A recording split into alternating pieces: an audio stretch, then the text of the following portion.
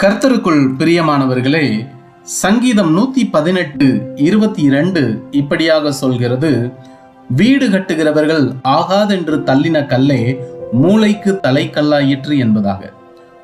ஒரு வீட்டை கட்டுகிற பொழுது சிறந்த கற்களினாலே அந்த வீட்டை கட்டுகிறார்கள்.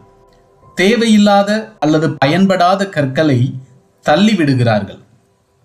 ஆனால் சங்கீதக்காரன் ஒரு ஆச்சரியமான உண்மையை இந்த வசனத்திலே சொல்லுகிறார். கட்டுகிறவர்கள் தள்ளிவிட்ட கல்தான் பின்பதாக அந்த கட்டிடத்தின் மிக முக்கியமான தலைக்கல்லாக, மூளைக்கல்லாக மாறுகிறது. இந்த வசனம் முதன்மையாக இயேசு கிறிஸ்துவை குறிக்கிறது. இந்த உலகம் அவரை ஏற்றுக்கொள்ளவில்லை. யூத மத தலைவர்கள் அவரை நிராகரித்தனர். இஸ்ரவேல் ஜனங்கள் அவரை சிலுவையில் அறையும்படி கூக்குரலிட்டனர். ஆனால் தேவன் அவரை மரித்தோரிலிருந்து உயிர்த்தெழும்பச் செய்து ரட்சிப்பின் மூளைக்கு தலைக்கல்லாக உயர்த்தினார். இந்த வசனம் இயேசு கிறிஸ்துவை பற்றினதான தீர்க்க தரிசனம் மட்டுமல்ல, இயேசு கிறிஸ்துவை நம்புகிற எல்லாருக்கும் சொல்லப்படுகிற வாக்குத்தத்தமான தீர்க்க தரிசனமான ஒரு வசனமாகும்.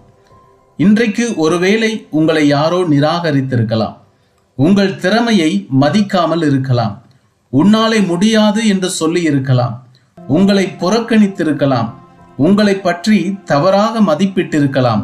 ஆனால் நினைவில் கொள்ளுங்கள், மனிதர்கள் தள்ளிவிடலாம், தேவன் உங்களை தள்ளிவிடுவதில்லை.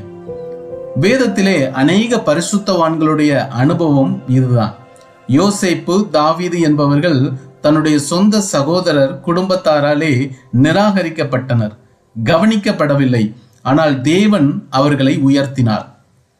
உங்களுடைய வாழ்க்கையை பற்றின மனிதர்களுடைய தீர்ப்பு இறுதியானதல்ல, தேவனுடைய திட்டமே இறுதியானது. மூளைக்கு தலைக்கல் என்றால் என்ன தெரியுமா? பழங்காலத்திலே ஒரு கட்டிடத்தை கட்டும்போது முதலில் ஒரு விசேஷமான கல்லை மூளையில் வைப்பார்கள். அதுவே மூளைக்கு தலைக்கல் என்று அழைக்கப்படுகிறது. இந்த கல்லின் மீது முழு கட்டிடத்தின் நிலைத்தன்மையும் சார்ந்திருக்கும்.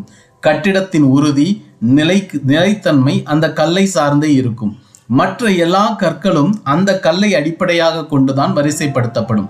அந்த கல்லானது இரண்டு சுவர்களையும் இணைத்து முழு கட்டிடத்தையும் ஒன்றாக நிற்கச் செய்யும். தலைக்கல் சரியாக வைக்கப்படாவிட்டால் முழு கட்டிடமும் சாய்ந்து போகும் அபாயம் உள்ளது. அதனால்தான் இயேசு கிறிஸ்து சபையின் மூளைக்கு தலைக்கல் என்று அழைக்கப்படுகிறார். அவரே நமது விசுவாசத்தின் அடித்தளம். அவரே நமது வாழ்க்கையின் உறுதியும் நிலைத்தன்மையும் ஆவார். எனவே யாராவது உங்களை தள்ளிவிட்டதால் மனம் உடையாதீர்கள். தேவன் உங்கள் வாழ்க்கைக்கான ஒரு நோக்கத்தையும் திட்டத்தையும் வைத்திருக்கிறார்.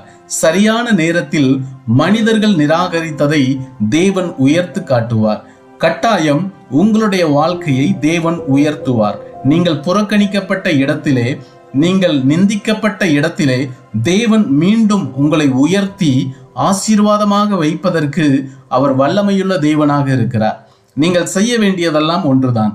அவரை நம்புங்கள், அவர் மீது விசுவாசம் வையுங்கள், அவரை தேடி வாருங்கள். கட்டாயம் ஆண்டவர் உங்களுக்கு ஒரு அற்புதம் செய்வார். மனிதர்கள் தள்ளிய கல்லை தேவன் தலைக்கல்லாக்கினார். மனிதர்கள் நிராகரித்த உங்களையும் கூட தேவன் உயர்த்த வல்லமையுள்ளவராய் இருக்கிறார். எனவே சோர்ந்து போகாதீர்கள். நிச்சயமாக கர்த்தர் உங்களை ஆசீர்வதிப்பார். கர்த்தர் தாமே இந்த வசனத்தின் மூலம் உங்களை ஆசீர்வதித்து உயர்த்தட்டும் என்று சொல்லி நான் ஜெபிக்கிறேன். ஆமேன்.